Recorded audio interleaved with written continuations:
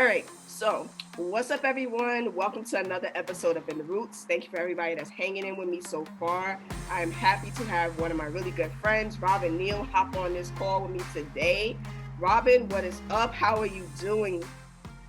I'm great. It's been a long day. It's Tuesday and what is the beginning of the week. These weeks are flying by, but good nonetheless. Busy, always working, always getting to something. But I'm happy I can be here and I'm thirsty to be a part of your next episode. Yeah, right. For those of you that don't know, Robyn, she is like hustle central. She be out here hustling. She's all about getting that coin, always on the move. So I be so inspired by what Robyn's doing. I be out here like, so where can I get this coin? Like, so I need to make some TikTok video or something because I'm trying to be like Robyn out here because Robyn just be having everybody like, oh, she the queen, she this and that. I'm just like, heard Can you. they be So saying that about me? That's so nice. people be saying, I mean, remember the group chat that we're in on Group Me? They be like Queen Robyn and what? Oh, whole different scenario. But But Robyn does work for the Celtics. She is their social media content person. So she's in charge of posting things, all things and everything that is about the Celtics. So if anybody out here that's a Celtics fan, give their Twitter page and any other social media platforms a like, follow, subscribe, whatever it is. Mhm. I don't keep up anymore with this stuff. And she may or may not reply back to you. I don't know what her job really entitles, but hey, she works for the Celtics. She's out here getting cool stuff, and her day in the life of the Celtics is really fun. And we're going to get into that in just a second. But Robyn, we used to work at ESPN together for like what, almost a year. So, how did you get to this point now of working with the Celtics? What is your journey like up until this point? So Tati knows from ESPN to here, but before that, graduated from U of I. Got to give a shout out to my final Illini, born and raised in Chicago. And to be quite honest, when I first graduated, I couldn't find a job in my field. And I don't know if we talked about that before, but it was really difficult, like finding a job. I wanted to be a sports reporter at first. Finding a job as a sports reporter, you have to start in a small market, work your way up. So that didn't happen. And then I was working at Uber Chicago office for like, I say 9 months or so. And eventually I was like, I got to use my degree. I've had this degree for so long. Like, well, 9 months isn't that bad, but like I paid for this degree. That's a lot of money. So I need to use it. So I randomly applied to ESPN. It was like a seasonal position with college football or something. Interview with that, flew out there. It went well. But then they ended up calling me back. They said, we have a full-time position in what was at the time like media operations, I believe. Now the names have changed so much. I think it was media operations. Mm-hmm. They said, you want to interview for a full-time position? I said, say less. Get me on the phone. So I got on the phone with Scott Petney, ironically enough. I was at the nail salon. We talked about it really quickly, and they just offered me the job. So I went out to ESPN August of 2016, full-time job, started as a ping operator, got into the associate program. I spent 3 years and 3 months at ESPN. And then me and Tati met obviously in the MTC, and we were always talking about like what's next. We're always trying to figure out what we can do to further our career and be better. And I told her, I was like, I want to work for a team. I feel like that's what's next for me. So I would say January 2019, I started searching for new opportunities, interviewing with different teams. It took a little bit of time. Like I've gotten to the final stages for some other jobs, but ultimately this was the one that I ended up getting in. I got the call October 17th of 2019. And then I came on over and joined the team in November. So from there, I've just been working as a digital marketing coordinator for the Celtics. It's been great. The quarantine kind of happened a couple months into the job, which slowed things down a little bit. But now that basketball is back up, I get to go back into arena, go to the games. I don't get to travel, but nonetheless, being at in person for like the games is already exclusive, I feel like, and something that's really fun. So that's how I got here. See, and what's interesting about this is that, see, I met you at the back end of your ESPN career because I was with you like for the last year of it. Mm-hmm. And one of the things that we talked about a lot was like our overall happiness, like our mental health. Because I've always had dreams and aspirations. I told my mom, I'm going to work at ESPN. I'm going to be there one day. And here I am. So I'm cool. I'm good with what I'm doing. And I hope that I can continue to further my career and move up and see what else they have to offer for me once I finish with this associate's program. But the whole happiness thing, I think it was just that us being as young as we are, we needed to understand that there's jobs out there that you can do forever, but are you truly happy at your job? Because to wake up every day for 20, 30 years and be sad and be miserable and be upset, what does that really do for you? And even with you guys, when you and Darius moved on, it was like, I even said to you guys, I was like, y'all seem so much brighter, more uplifted, more happier. And I'm just like, sometimes it's okay to move on to something new. Um, Everybody does it at some point. But like I said, I know for me personally, I'm all set. But for everybody, that's just their thing. Because people ask me all the time about ESPN. They're like, "Oh my gosh, you're doing this and that." And I was like, "You gotta work your way up. There's tiers to it. You don't just get there and then tomorrow you sit." There's levels to this. Right. You don't just get there and then tomorrow you sitting next to Stephen A. Smith yelling at him. Like, it don't work that way. Like, you got to start from the bottom and move your way up. And so far, since I've been there, I've networked with people. I've talked to a lot of people. I've actually gotten a few people that work there to follow me on Instagram, Twitter, whatever. So it's like, you got to build these connections and just get to know people. And that's just not for ESPN. That's for any business. It's just get to know folks because they can help you elevate. When things become available, that's how you get into these positions. Yeah, I agree. I think a lot of people from the outside looking in, they see the four letters, right? And they see what people do, but they only see what the on camera people do. So then when you do get a job and you land at ESPN and you show up, you think you working 9 to 5 Monday through Friday, and then they come in and they say you working 8:30 p to It says it 5 a. in the Your off description when days you are Tuesday, apply. Wednesday. Then you just sitting there confused. But like we said, happiness is very important. I'm glad I found happiness. Now I realize it's more so internal than anything. Like no job will ever make me happy.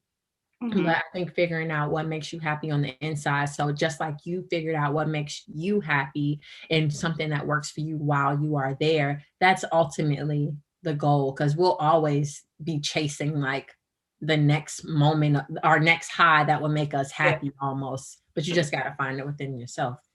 Yeah, and I also think that we're like, I think it's probably our generation that's really starting this movement of we don't want to always just be stuck in doing one thing. Because I think I sent it to our group chat. I sent a TikTok video of a guy that was like, maybe it's just us millennials, but we can't see ourselves being somewhere for 40 years and being unhappy.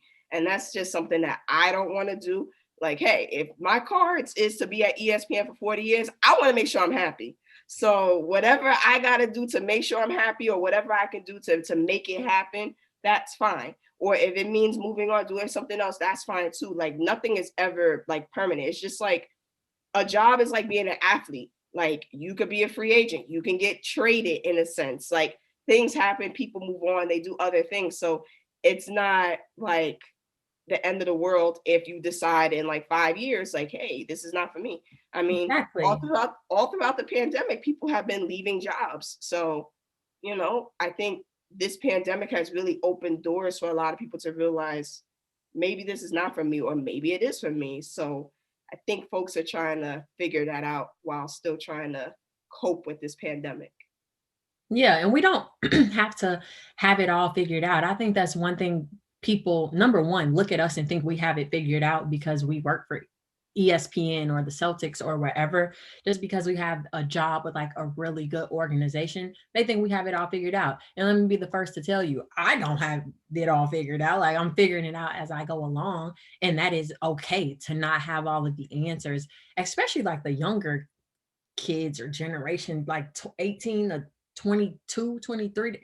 They think they're supposed to already know, and it's like, no, some of that you figure out as you go along. I still don't know everything, and I'm 28. Right. And that's how I thought. I graduated in 2016 and I was like, where's this job at? Why am I still working at Popeyes? What am I going to do? And what I learned is it takes time. You got to get to know people. LinkedIn is your best friend. Like use it like you use Tati, drop the gym.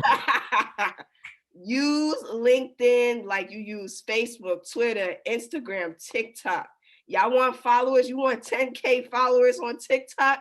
Get those 10K on LinkedIn, because Hello. LinkedIn will be your saving grace, because LinkedIn is also a part of how I got to ESPN too, because I was able to connect with recruiters from ESPN through LinkedIn, and then my school knew some people and we kind of talked, and that's how it all happened. So it's all about networking. So yeah, y'all want to be TikTok famous, but make sure y'all network famous first. So Look, be LinkedIn famous. I agree with that's Tati. all Like, I'm saying. I got this job based off of a connection on LinkedIn. So if it's a platform you need, it's that one. Basically. But you said the Celtics, so the people must know, what exactly does your job entitle? Of course. So my title is digital marketing coordinator. And with that, I help with both social media and email marketing. So my days are like long and I touch a lot of things. So on the email marketing front, any like communication that we have that goes out to fans about anything, it could be tickets, it could be a promotion, it could be a tune-in email, it could be a post-game email. I'm helping with that and sending that out. And then on the flip side, helping with social media on a day-to-day, and then especially on game nights. So on game nights, responsible for like uploading the starting lineup to our platforms, recording the guys warming up, posting highlights and score updates as the game is going on. After the game is over, if we win, which we always looking to win, we have to post player of the game, play of the game, and just making sure that our Facebook group is up and running, approving comments, erasing any bad or bot comments. It's just a lot, coming up with strategy, new ideas for months and initiatives. So it's very all encompassing. And being that I'm under the marketing umbrella, a lot of groups come to us in terms of promotion or marketing. So we have our hands in a lot of things in terms of the organization as a whole. People don't understand the ins and outs of what your job really entitles. They just think, oh, you just post stuff on social They think media. I'm just having fun, Yeah, honestly. they think, because people will see the outside stuff, because they'll go on your TikTok or on your Instagram and they'll say, "Man, she get free food. Man, she on the court. Man, she's taking pictures of the players." But they don't understand a lot of the paperwork and stuff that you do behind the scenes. Like one time, you showed me a stack of papers. I was like, "You guys do all that?" So we don't know that. Like with any job, nobody knows what anybody does until they actually tell you. And then you're like, oh, but that's also good to know, because there's people out there that could be applying for these same positions. And then when they get there, they're like, I thought I was going to hang out with JT, or I thought I was going to be Kemba's best friend. No, no, no. You actually have to Have to work. work. We're giving you laptops, computers, passwords, all that stuff, so you can send things out, because at the end of the day, we're paying you to make sure the paying customer gets what they need. Mm-hmm. Like that's all it's about, because you got season ticket holders, you got the cable network that's streaming the games. Like that all matters, and people don't realize in this type of business, because it's the same way with ESPN too. With us, we got to make sure that all our platforms has everything we need on it, because people are paying for ESPN Plus. People are paying to have cable in their house. So you got to make sure all this stuff is good. You can't just be out here just flopping. And ultimately, it's a business. Like while we are a sports team, it's a business at the end of the day. It's all about making money. So on the back end with a sponsor or a brand tag on social media, like all of those little details are important, because that's how we make money, which is how we get paid and how the players get paid. If they aren't paid and happy and out there winning, then like it's a circle, like nothing works. So everybody has to do their end or do their job in order for it to continue to work. So the next time somebody don't do their job, we about to trade them to like the Minnesota Timberwolves for a printer and a copy machine. And look, Send you everybody has to send play you a a part. second round pick and the intern for that copy machine, because they ain't making the cut. Look, do your job. Everybody has to do it. No, and I understand that, and that's important. So I was kind of joking before about the players, but are you cool with any of the players? Like, can you say hi to them? Are they stuck up? Like, what is it like being around them? That's like a great question, because I feel like that's the one everybody wants to know. Like, I'm giving the and people y'all what they actually be want. cool or no? So let me start by saying I'm very blessed in the sense that like all of our players are great. All of them are cool. Like you walk around, and it also helps obviously that I'm an African American female, and You I look like stand it. out instantly Yep. because they don't see many of us, Hmm. especially working for a team and covering them in the way that I do and my team does. Because it's not just me. There's another girl that works social as well. Um, but me being an African American female definitely helps because they aren't used to seeing us, but it makes them a bit more comfortable in terms of like talking about certain things. So there's ways in which I can relate to them that others may not be able to. And that helps us to build that relationship. So, yes, when I'm at the games, I am allowed to speak. That's the only way it really works and operates. So and I'm social, obviously. So I always say hi to people. That's just my thing. I don't care if I know you or not. If we make eye contact, we're talking like hi. It's not a walk past and be shy. And that definitely helps. So whenever I'm there, before I pull out that phone and like try to get a video, it's a hey, I'm making my rounds saying hey to everybody, even the security, like down to security. I want to speak to everybody because Yeah, you all got of to tap those them jobs matter and it's very important. So, yes, I talk to them. Yes, we're able to like interact like that, but I try to be as professional as possible because ultimately I want them to respect me and the job that I do, and that's what's like front and center for me. I get my business done. Yes, we can kiki, laugh, do a little joke, do a little dance from TikTok, but I'm here to get my job done like they're there to get their job done. And that makes sense because I think a lot of people think working for a team means like you're about to be best friends with player X or player Y. And I feel like it's not like that because at the end of the day, one, they're still people. They work for the organization just like you do. The same person signs their paychecks, just like the same person that signs yours. So at the end of the day, y'all all kind of working together. So it's more of, I would say, and tell me if I'm wrong, don't gawk over them and be like, oh my gosh, it's like Jalen Brown. But it's more like, hey, I see you. Can you just like stand here? I need this picture. Or hey, go with that kid over there. We want to put this in the magazine for next month, whatever the case may be. It's like that level of, like you said, professionalism. And then if on the side you want to kiki and haha, then you know y'all kicking it. But that's just something that I think people want to know because everybody thinks that, oh, we just gonna be out here chilling with the players. Imagine if you work for the Lakers, they be thinking you LeBron's best friend. Like, what we doing? I mean, you can become really cool with them. Like it's definitely happened, but at the same time, treat them normal. I treat them normal. Like you working like I'm working. You may make millions more than And me. I I slide mean, that little million my obviously way. they make millions more than me, but we're both here to do our job. We're both normal. We're both born. We both got to die. So I'm not going to treat you like you're a god out here or anything. Like I'm going to speak to you like I would speak to anyone else. I'll be kind like I was to anyone else, but I'm not going to overdo my part just to like prove that I need to be in their presence because that's not the case. So thankfully I've never had to run into anybody being like that or treating me like that. If anything, they'll see I don't know, some shoes I may have on or like a shirt or something, and they'll, ask little questions like, oh, that's fly. Like I like the fit or whatever the case may be. But I never have any run-ins with them. Everyone's sweet and nice and they treat me with the utmost respect. So I appreciate that. And that's good because you are a woman working in essentially a man's sport. So I know a lot of people's like, how is that working with men in a sport like basketball where you may walk around and I don't know, do you go into, I guess now with COVID, you don't really go into like locker rooms and stuff. Yeah. Like prior to COVID, was you like tiptoeing in there for like pictures or anything like that? Like I So guess the level of comfort, I would say.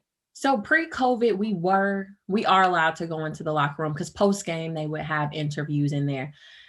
If I don't have any business being in there, I just personally don't want to be in there because that's where they're changing and like that's just a real intimate setting. So if I'm not going in there for business, I don't see a point in me just sitting in there standing around. I don't know why people would do it to get their attention or something. I could care less about their attention. If I could come in there to get some for the job, yes, I'll do that. But other than that, I only go where I need to and get what I have to. In terms of comfortability, I am always I'm comfortable in the skin I'm in, so I'll walk anywhere and I will speak to anyone and do anything. But I don't try to invade on like their personal space, especially if I don't have something that I'm there for, like a job that I'm trying to get done, or I have to get this video for this or that. If I don't have any business in there, I just decide to stay away.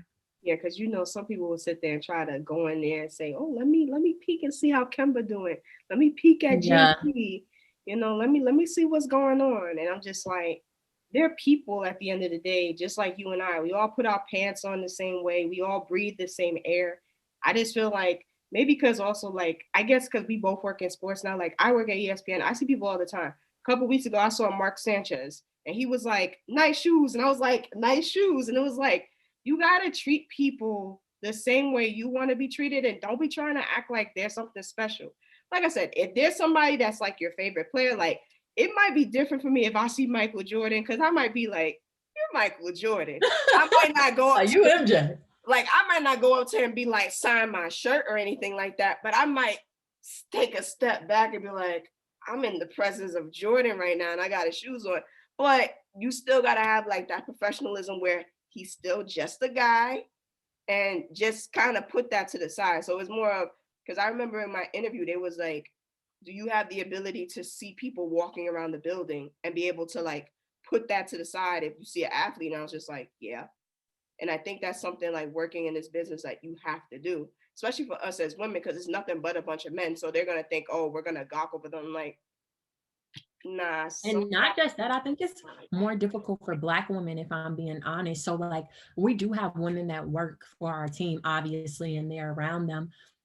But I think one of the first things I told myself when I was coming in about being professional and all of that, and the reason why I was telling myself to make sure I remain professional, because number one, as a Black girl coming in, I'm automatically going to stand out.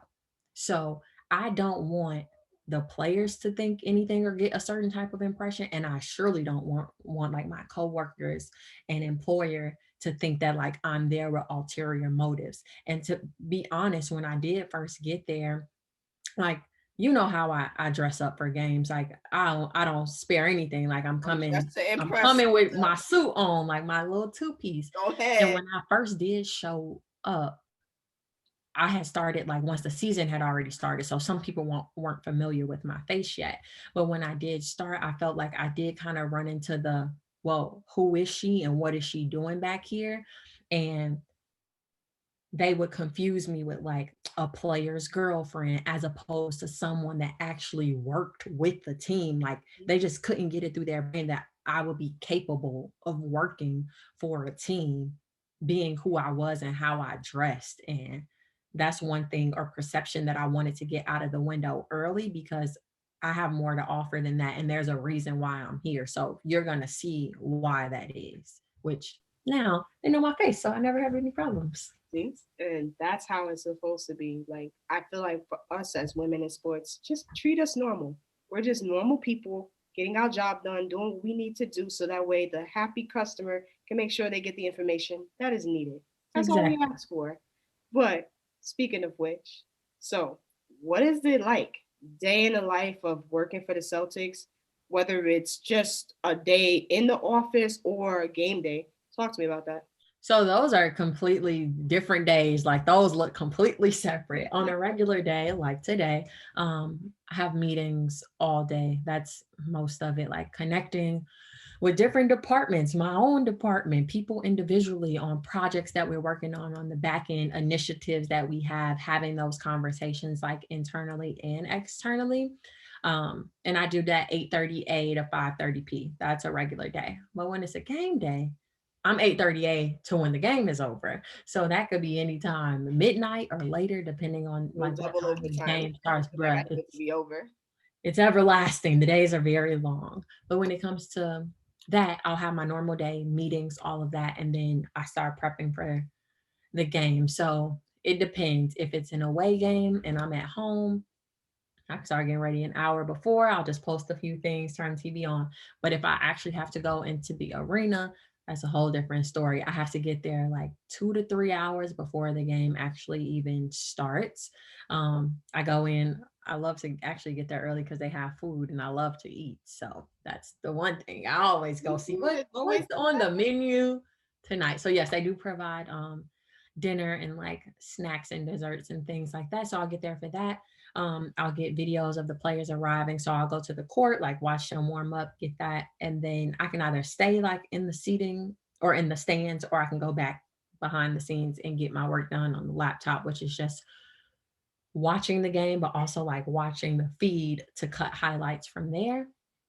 Getting all that stuff up like throughout the game, post game, and then drive home and I'm good. But it's a long day. And when the world was open and we had events, my weekends were also jam packed because that's when a lot of the events took place. So it's a long day. COVID testing within the mix of that as well. Like you get that's tested. a part of the work day. You get tested as well. When I'm down in the red zone, I have to get tested twice leading up to a game and produce two negative test results. So, See, yeah. wow.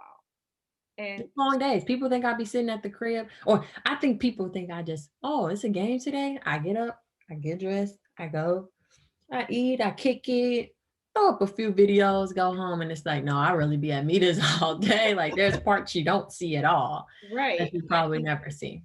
Yeah, that's actually very interesting. And then the whole COVID testing, like that's just, I guess that's the NBA protocol that they have, like all employees, regardless of who you are, to do that. But that's something else. It was a Yeah. question I had, but it just totally like left my With that COVID testing threw you off. Yeah. When you're in the red zone, I you have to wasn't get tested. expecting it to say that, and I was just like, really? Because I thought like it was just more of like the players got tested or like coaches and stuff, but it would make sense that you would get tested too because you are technically around them. So, Yeah. oh, now I know what my question is. So prior to COVID, I know you said like your weekends were jam packed. So you work like the whole 7 days a week, or like did you ever have like a day off? Like how does that work for you? If there was an event every Saturday and Sunday, I work 7 days a week. But if there was no events, you would just work Monday through Friday, unless it was There are game. no, yep, unless it's a game day. I would never work on the weekends unless it's a game day. Like most of our posts, we can schedule in advance on the weekend and like use different platforms to do that.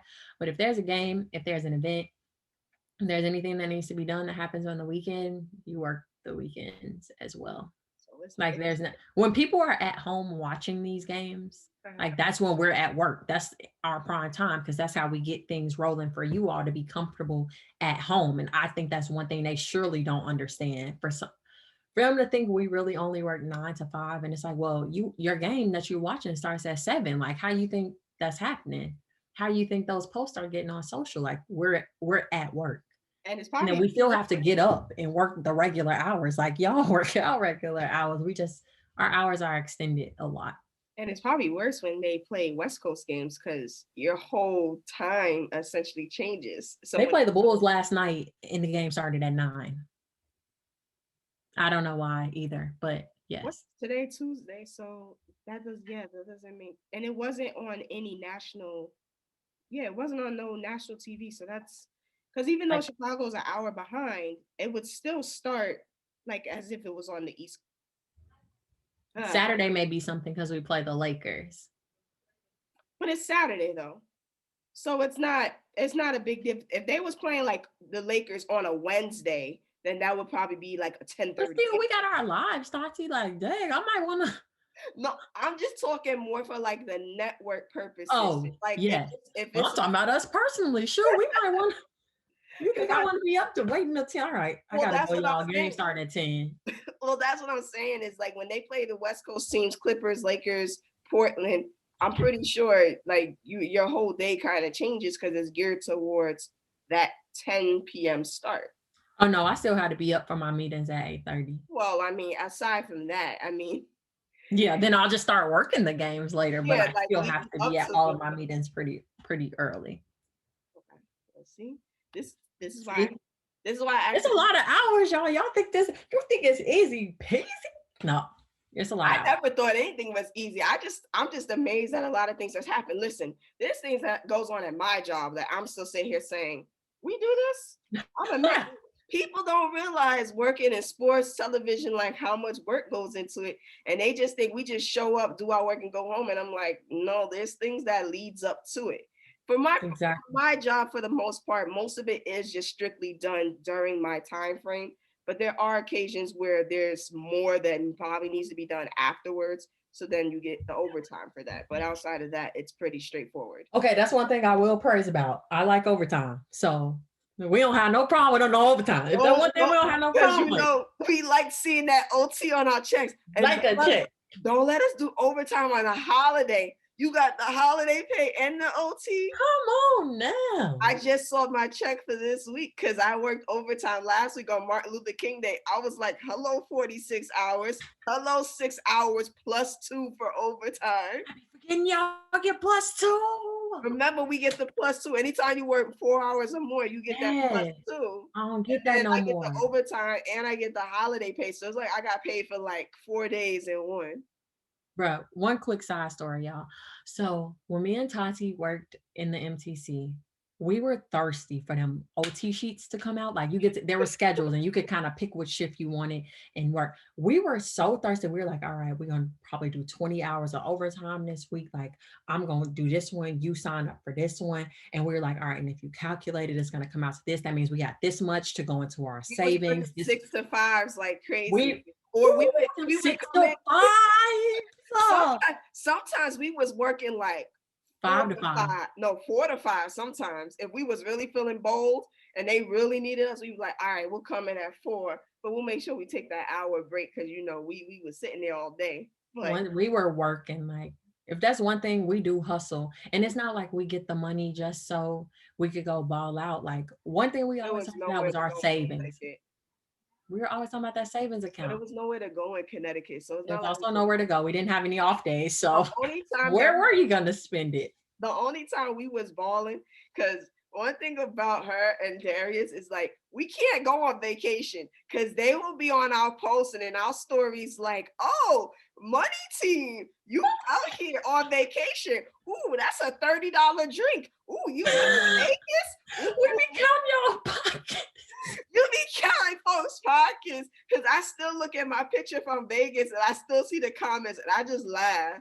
We be gassing y'all. Yeah, it's so funny. But that is a luxury though. Like when you work really hard, you should also play hard. And when you take those vacation days, after we just work 50 hours of overtime in 2 weeks, like that's the least we could do is buy a $30 drink. At this point, yeah, because our off days was like Tuesday, Wednesday, or Thursday. So we was just like, we might as well just come to work on those days because everybody else working. So and then we off during the day. So any appointment we need, you just wake up, go to your appointment, come back home, go to sleep. It was like, why wouldn't you be making your money and stacking? Things got paid for because Robyn got her new car stacking this coin. Oh my God. Not trying to. I'm very blessed. Look, I'm very blessed. But if it's one thing we were saving. And that's one thing I ain't gonna say this new generation doesn't do, but like that's one thing I focused on because I like having a savings account. Like this year or last year, we didn't see that coming at all. And for the people that had lost their jobs, like, thank you God that I did not. But in the event that I did, like I was set to survive for a year plus if I needed to without working. And granted, I would have probably found me some job somewhere, but like this pandemic like really did put like a pause on things for sure. I mean, we got those stimulus checks and all they did was just go right to the savings. And I'm waiting on that $1,400 now. It's gonna go right to the savings. Hey, we getting that? He signed the bill for it, so it's gotta go through the house and stuff now. You did mention earlier about working during the pandemic. Did you go to the bubble when the season resumed? How did those things work for you? I did not go to the bubble. There's like I said, another young lady that works here that helps with social. She has been here for years or 4 seasons, 5 seasons, something like that. So she's been here a while. And when it comes to opportunities like that, she loves having like those opportunities. So of course they're probably going to hand it to her first. And I'm not jealous in the least bit. Like when it's my time, it's going to be my time. And that just is what it is. But I do feel like that can some ways be limiting in terms of like what I want to do and what I came here for and what I wanted to experience. And when they have to only choose one person and they always end up picking her. I'm not like butthurt or anything, but like, of course, I would like those opportunities. Just But disappointed. yeah, they more so give it to her. And it's just like, it is what it is. I have to keep it pushing and just figure out like what I can do for myself and figure out what's best for me if I do keep hitting that wall and I don't feel like there's room for growth because there's someone above me who just will have the first dibs at everything. I mean, I guess there's a positive way to look at it because, like you and me have always said this, our time is coming. So, whenever that time is coming, we will be in a situation where we're blessed and we will have those opportunities. See, that's why I like you, Robyn, because you don't get upset Thank you. about certain things that happen. Because most people will be upset and they be ready to curse out everybody, or it's just like the negative energy. And it's kind of like, one, life is too short to be having all this negative energy. And then two is like, why be upset? It's not really anything that we can do to change the decisions that have been made. It's more of, it's above me, so just leave it at that and try to make an impression next time to get for them to give you a reason to say, okay, you know what, we're going to send you this time and we're going to make sure that you do it. But if not, like you said, you keep it pushing. So Control what you can control. that's That's what it. you can do. And figure out a workaround. True that. So my next question for you is, you think the Celtics is winning this ring this year? I knew this was coming. How the team doing? Because I knew it was coming. y'all had the COVID incident for the last couple of weeks. Jason Tatum didn't play, We've so been struggling. what's going on with the Celtics? Am I gonna Great question. finger? Yeah. You know, I want a ring. And not even just this one. I want one over here. But this no, I do want a ring. What about that off camera now? No. I want all the ring. No, I do want a ring very badly. Like I would love to say that I got a ring while working for this team. Like to go through life and be able to say that and have that would be great. Do I think it's gonna happen short term? And the time I plan on being here, we need a big. If we don't get a big, we're gonna be we can make it to the conference final like we did last season, but like to get beyond that and really be a contender when it comes down to I mean at this point we don't know what's happening with them and how that's gonna look, but I just don't. We're very wishy-washy. We're not very consistent in our play, and with that we don't find our rhythm and kind of what works. And until we establish that and then are able to ride that momentum throughout the rest of the season, especially as it's going to start getting tougher once they release that second half schedule and then the playoffs, it's like if we aren't figuring it out now and having like a good grasp and a foundation and then riding that, unfortunately, I just don't see us winning. But I would really like a ring. I mean, I put it like this. I think you guys are a top 10 team in the league. I don't think there's any doubt about that. Um, I think you're right. You need a big. There's going to be some bigs on the buyout market. And also, y'all have a lot of assets in terms of trade pieces. I don't know what Danny Ainge is doing. He's been stockpiling them draft picks for years and hasn't used them yet in a trade. So he needs to unleash some of these chips in order to get certain players to come back to help you guys win. Because I think that you guys have a really good core set of guys with JT and Kemba and Jalen. Mm-hmm. So I think that overall for them to go to the next level, you need to just add a few more pieces and then you'll be there. Because you guys are like in the conference finals or the semis every year. You just need like that push. Something to push us over the edge. Yep. Yeah, you just need that push. And hey, if you lose to the Lakers, which Celtic fans don't want to do because of the rivalry between the two teams, I mean, the Lakers are the defending champs. So I'm not going to say no shame in losing to them, but I mean, they are the better team right now. Look, I don't take it to heart. But I'm just saying that it would be nice if the Celtics were to get back to the finals because I think that Boston could use another championship with the core that they have because I just feel like you guys are getting a lot of players in and out. There was Kyrie before. Obviously, that was before you, but you guys had Kyrie. You had Gordon Hayward. So you've had guys coming out. It's just like, when does it work? Yeah. So something's got to give. Your players are getting older. I mean, your core guys are locked in for like the next like 4 years. So you're good on that front, but you need that extra push. So We have all the bricks. It's just about like placing them to build the yeah. foundation. So, get the cement to hold it together and you're all set. Exactly. See? But you is not from Boston. You're from Chicago, girl.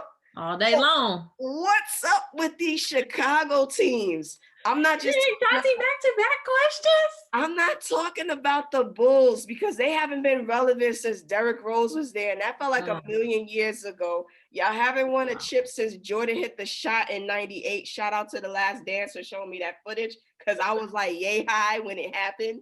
But what's up? The Cubs won, and I was happy about that because I was like, to end the 108-year curse, I was That's like, my first year at ESPN. I was like, all right, I'm rocking with the Chicago Cubs. I was like, y'all deserve it. But the Bulls have been irrelevant. The Bears have a really good defense, but they can't figure out their quarterback situation. I'm just like, what's up with Chicago sports? I just feel like y'all become Detroit irrelevant. Sorry to Dang, Tati. Sorry to people that's in Detroit. Talk about irrelevant. I mean, listen, I'm a Knicks fan, and the Knicks have been irrelevant, but because it's New York, folks care. And because it's Chicago, folks care. Okay, yeah. So with you guys being one of the most historic cities in the country, what's up with y'all teams? The ladies lost, bro. I feel like everybody asks me this and they want me to just have an answer. I don't have. She doesn't have an answer. She's lost for words. It's like we can never have all of our teams like winning at once. It's always just one team that it's their year and then it switches to a different team. Like that's how we end up working. It can never be all of them being consistent and good at the same time. And I don't know what it is about that. Maybe people just don't like the cold. Maybe we just suck at the moment. Like maybe it's just not our time. But I just know that because I love Chicago so much, I don't care if they losing day in, day out, time after time. I'm going to still say I'm from the city and I will take every ill that comes with that. But I don't know when the next time we'll have a winning season in any of our core sports teams. And for us to have two baseball teams, it's like y'all could really be. The White Sox was actually pretty good this year. I know a lot of people don't be following baseball. It's okay. I don't. That's why I'm here to help. The White Sox were actually surprising this past year. Mind you, it was a COVID season. But the season before that, they were actually pretty good. But it's more like the White Sox are like the Mets. I'm a Mets fan. They're like their baby brother team. Nobody really be giving them their credit. Nobody cares. Like the Clippers in LA, nobody cares. It's all about the big dogs, the Yankees. It's all about the Cubs, the Lakers. So the big dog team matters. And it's like the big dog cities matter. So when they don't play well or they're not relevant, it's like it's not good for the sport. Yeah.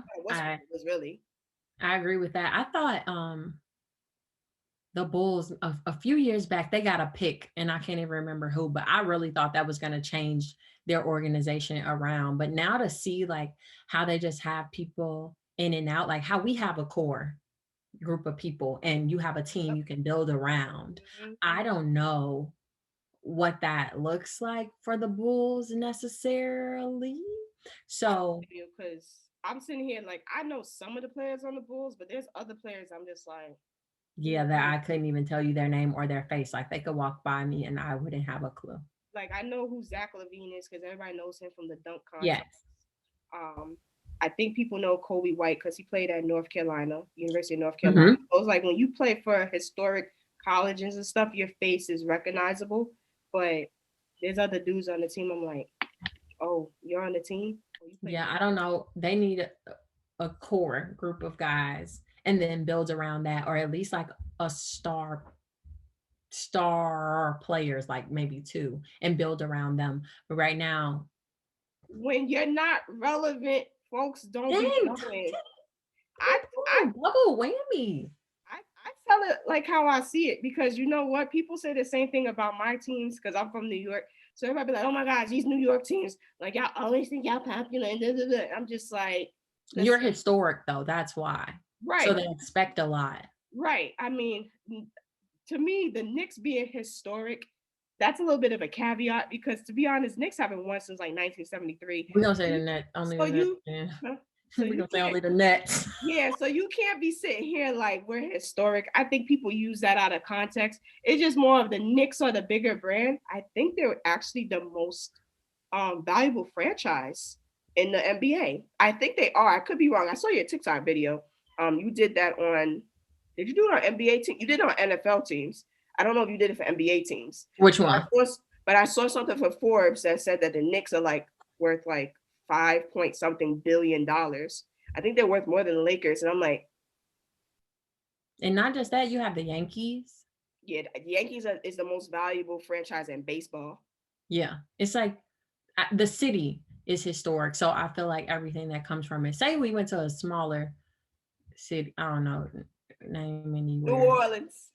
Yeah, like AD didn't even want to stay, and it's the like, food was good, so I heard. Yeah, it's like if they win, that's exceptional, that's great, but like people aren't necessarily expecting greatness. Whereas these bigger cities, LA, Chicago, New York, like they're expecting that. Put it this way. So when LeBron won last year with the Lakers, everybody was so excited and so happy for the Lakers. But for the 10 years between Kobe's last chip and LeBron's first with the Lakers, it was like it was a mess. Like every time you turn around, oh my gosh, the Lakers are a mess. Oh, the Lakers got the second pick in the draft. Oh yeah, the Lakers drafted Lonzo Ball. Oh, they're gonna trade and get Anthony Davis. Oh, LeBron's here, he's hurt. Oh, they should trade. It's like, damn. You live in those big media market cities, it's noise. It's very noisy. And it's just like, you got to have the mindset to be able to handle that and deal with that. And that's why I feel like smaller market teams, no offense to y'all, but y'all don't understand that. That's why a lot of times y'all just not relevant. It is what it is. And I hate to say it because there's some small market teams that I like y'all. Like, I like Denver. I think Denver got a good team, Jamal Murray and them. But y'all play in Denver. Like, what is Mountain Time? I don't even know what time that is. I just know East Coast time, Central time, and Pacific time. To be honest, yeah, I do be missing out on that little region sometimes. That time in the middle, I mean. I don't know the states that are in there. I don't even know. Unless I look at a map. Right. I'm just like, we on MT time. What's MT time? Like, what is that? Like, I'm sorry, like those middle of the country states and cities, it's nice. But I mean, look at the NFL. You got Kansas City and Tampa Bay. Again, not two big cities that's playing for a Super Bowl.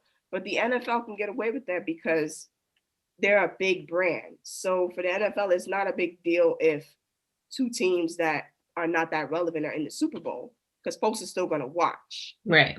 But for the NBA, it's like last year when it was the Heat versus the Lakers, people were like mad. But it was just like, yeah, the Lakers are going to probably sweep. And they won in 6. So, again, you got to matter. So to all my people in the small market cities, I'm not trying to come at y'all in any way. At all. I truly am not. I actually want to visit a lot of these small market cities. My goal is to get to 50 states before I turn 50.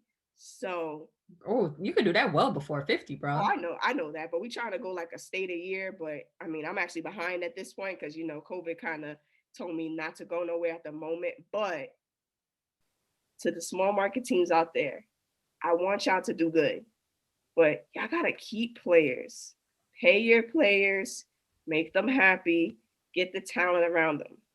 And to Giannis, who plays in Milwaukee, I hope you win a ring.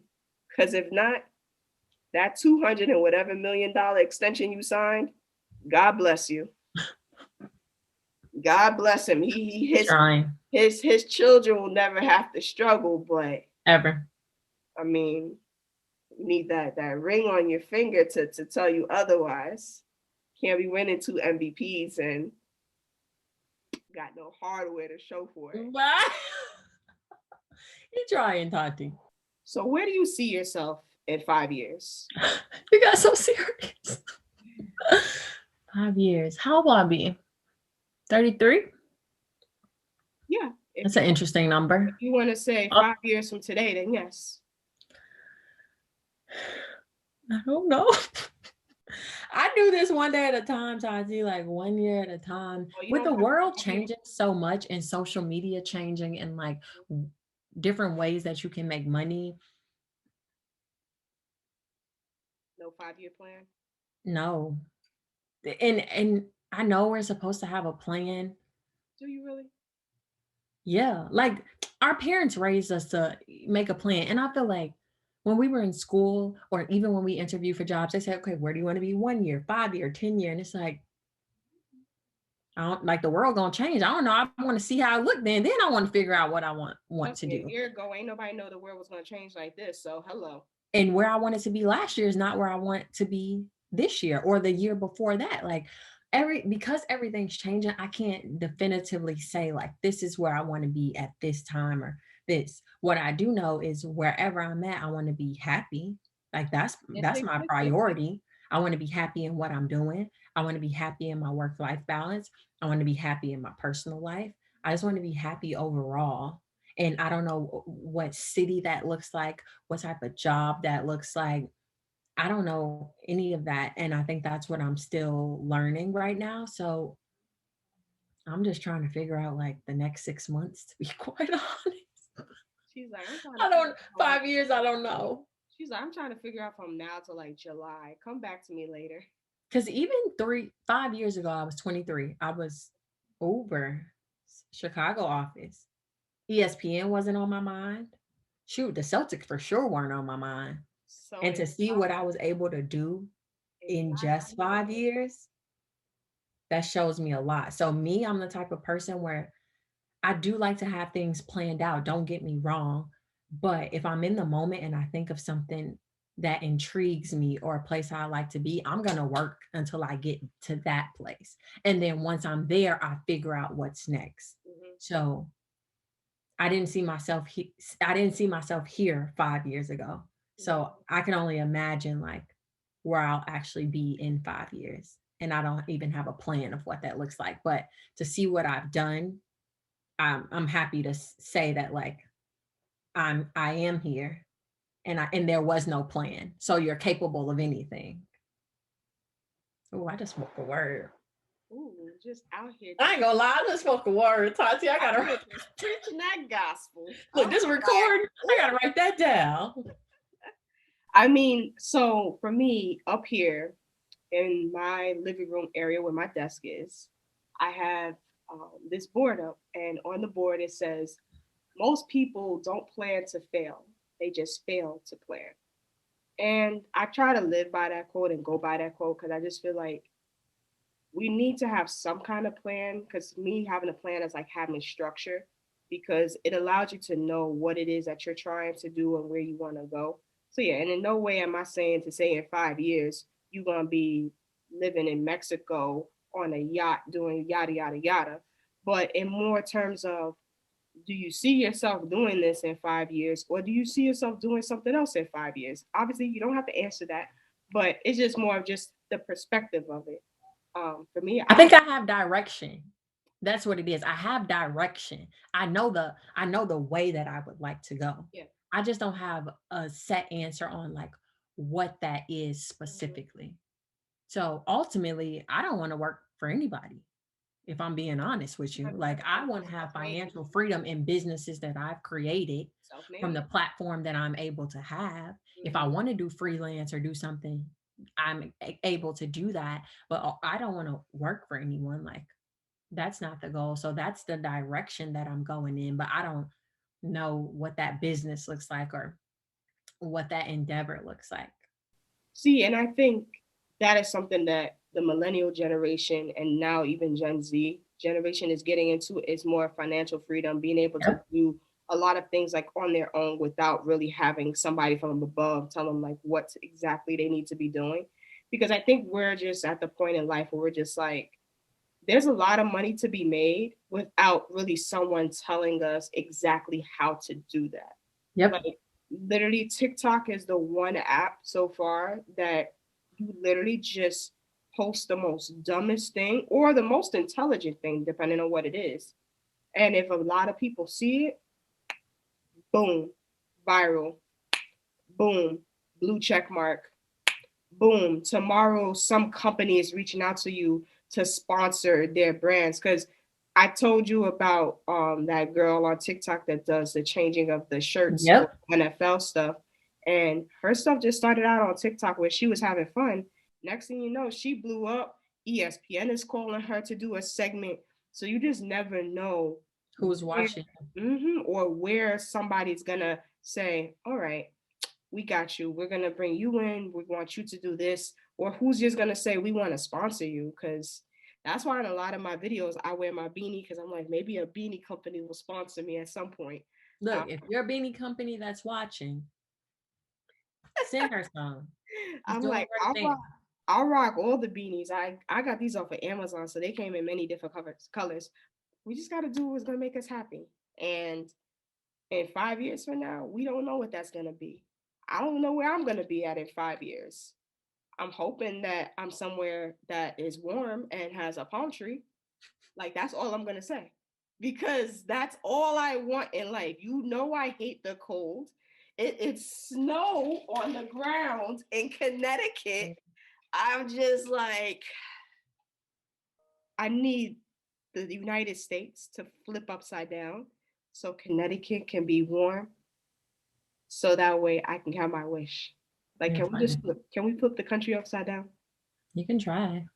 Or just get somewhere warm. You don't even have to worry. Florida be doing some next world stuff that only in Florida be doing. So to the people watching in Florida, y'all know y'all crazy down there. So don't even try to front. Like, y'all know y'all crazy. Like, y'all don't even believe COVID is a thing down there. Like, what's Atlanta doesn't either.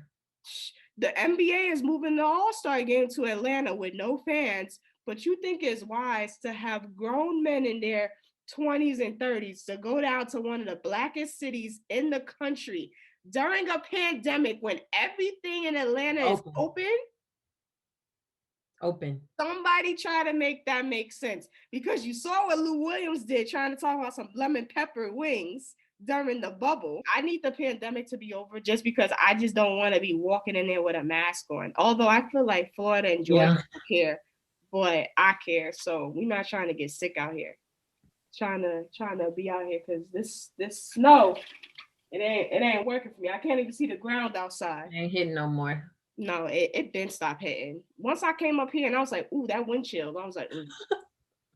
And because living in New York City is different because we have so many buildings that it blocks out the wind from coming into us. So it was never really like that cold in New York. Because people always say that to me. And I'm just like, it wasn't this cold.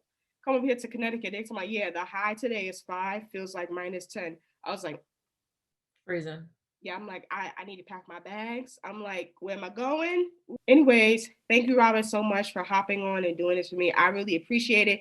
Thank you for letting the people know what a day in the life of working for the Celtics is like. I'm hoping that people got a better insight. So if anybody's thinking about working for a team, then you know that Robyn had the insight. So don't just think you're going to be cool with the players. It's a lot of stuff to do as well behind the scenes.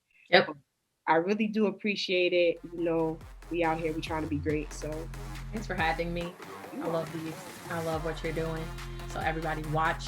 Make sure you hit that subscribe button. Make sure you like this video. Make sure you leave us a comment. Yeah, leave us a comment section below. And if you want us to do another video again, let us know. Because I'll just be like, Robyn, come up here and be like.